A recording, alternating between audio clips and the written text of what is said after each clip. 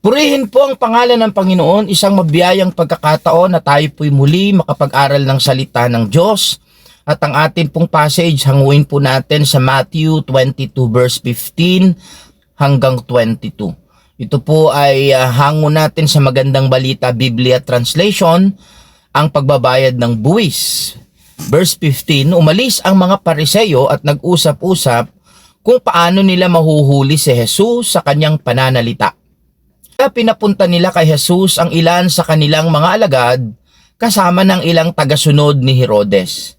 Sinabi ng mga sugo, "Guro, nalalaman namin kayo'y tapat at itinuturo ninyo ng buong katotohanan ng ibig ng Diyos na gawin ng mga tao. Wala kayong itinatangi sapagkat patas ang pagtingin ninyo sa mga tao. Ano po sa palagay ninyo? Naayon ba sa kautusan na magbayad ng buwis sa emperador o hindi?" Alam ni Jesus ang kanilang masamang layunin, kaya't sinabi niya, "Kayong mga mapagkunwari, bakit binibitag ninyo ako? Ipakita ninyo sa akin ang isang salaping pambayad sa buwis." At pinakita nga nila ang isang salaping pilak. Kaninong larawan ang pangalan ang nakaukit diyan? Kaninong larawan at pangalan ang nakaukit diyan? Tanong ni Jesus. Sa emperador po, tugon nila. Kaya't sinabi niya sa kanila, kung gayon, ibigay ninyo sa emperador ang para sa kanya at sa Diyos ang para sa Diyos. Namangha sila nang marinig ito at sila'y umalis. Mga kapatid, yung emperador po dito that time was Caesar, no? Si Caesar po ay nakaukit doon sa copper coin. I-present nila sa ating Panginoon. Kaya madalas nating naririnig yung give to Caesar what was due to Caesar.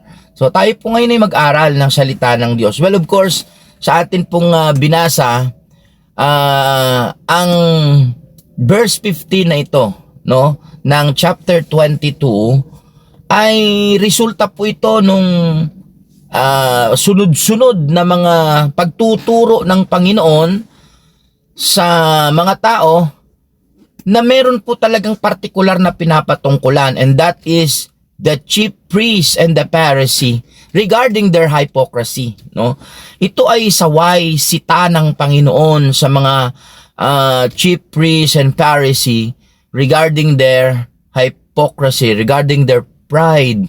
Bagamat general yung approach ng gospel, pero mararamdaman mo kagad at makikita mo na merong mga partikular na ina-address ang Panginoon ng parable.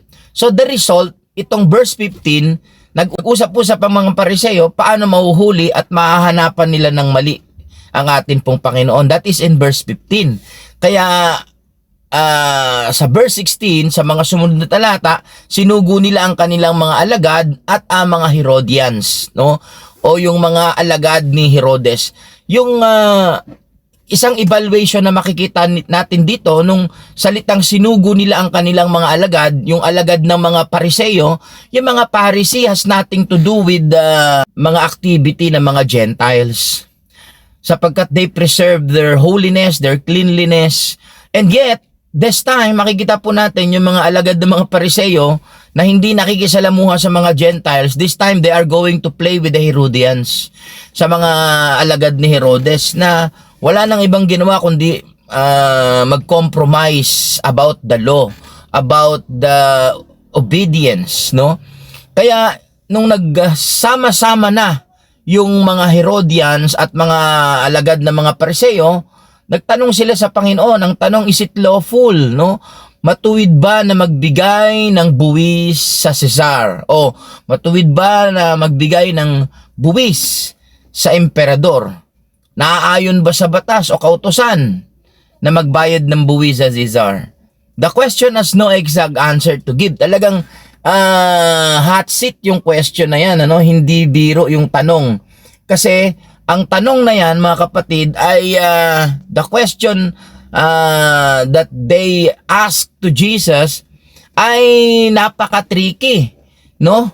walang sagot, hindi pwedeng oo, hindi pwedeng hindi. Pag sinabi ni Jesus na yes, dapat magbigay, nagiging traitor siya. He became a traitor to Jewish cause o Jewish nation.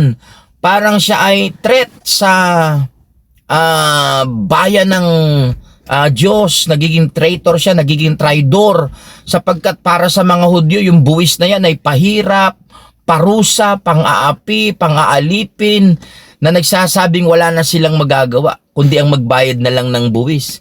So pag sinabi naman ni Jesus na no, hindi dapat magbayad, he became a revolutionary, no? Nagpapakita naman ito na parang nagre-revolution siya o gumagawa ng aklas laban sa pamahalaang Romano.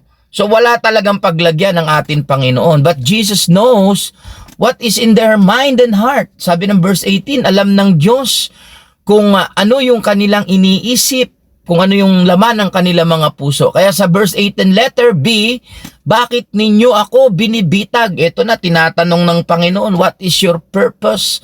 Why? No? Bakit nyo ako binibitag? Kaya ang ginawa ng Panginoon, sagot sa kanilang kahilingan na bigyan ng sagot yung kanilang tanong kung matuwid ba o marapat ba, makatarungan ba ang magbigay ng buwis sa Cesar.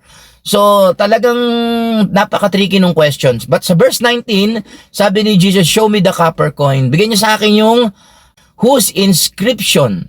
Sino ang nakapangalan o sino nakatatak diyan sa coin na yan.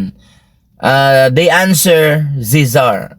So doon na po nagsimula, mga kapatid, yung convo, yung conversation na magbibigay sa atin ngayon ng lesson or teaching. No, number one, sabi ni Jesus, since sinabi nila na ang nakasulat na pangalan at nakatatak sa coin na yan, sa barya na yan, ay walang iba kundi si Caesar. Sabi ni Jesus, give to Caesar what belongs to Caesar. So, government during that time is to Caesar. Ang gobyerno ay kay Caesar. So, give to the government, obey the government as an obedience to God. No? Ibigay ibigay ang buwis para kay Caesar, no? Give to Caesar what was due to Caesar. Kasi yung mukha niya nga naman ang nakatatak doon sa coin, ibigay yung para kay Caesar, no? Ang kay Caesar ay para kay Caesar, sabi nga po. So, we must obey the government as an obedience to God. Kaya nga ang Panginoon, nung sila po ay pinagbabayad ng buwis, inutusan niyang mga lagad na kumuha doon ng salaping pilak doon sa bibig ng isda para lamang sila ay makabayad ng buwis. Jesus showing us, no? Pinapakita niya sa atin yung proper na pagpapasakop, obedience or obey to the government as an obedience to God. Sumunod tayo sa Diyos sa pamamagitan ng pagsunod din sa pamahalaan. Number 2, sabi diyan, give to God what belongs to God. Ibigay natin yung sa Diyos para sa Diyos. And remember, ano nga ba ang meron sa Diyos? Ano nga ba ang Kanya? Remember that everything belongs to God. Wala namang tayong pag-aari. Everything is belong to God. Kaya nga po, ang laki naman ng balik nung sagot ng Panginoon sa kanilang tanong, kung marapat nga ba naman na magbigay sa Caesar o hindi, no? O magbayad ng buwis o hindi. Napansin niyo po ba na ang sagot ng ating Panginoon ay isang trick answer? By giving him a trick question, he answer with a trick response, no? Trick answer. Bakit trick? Kasi yung give to God what belongs to God, you know what? Everything belongs to God. Even Caesar, even the king, even the position, even the wealth, lahat ay pag-aari ng Diyos. Sabi ng Bible, the earth is the Lord and everything in it. Lahat ay pag-aari ng Diyos. So lahat ng papuri ay sa Diyos, lahat ng kaluwalhatian ay sa Diyos. Kaya trap din sa kanila yung sagot ng ating Panginoon, give to God what belongs to God. Ano ba ang what belongs to God? No, hindi lang natin na i-evaluate pa yung sinabi ng Bible that man is created according to His image and likeness. Nakatatak pa sa atin ang likeness ng Panginoon, yung imahe ng Diyos.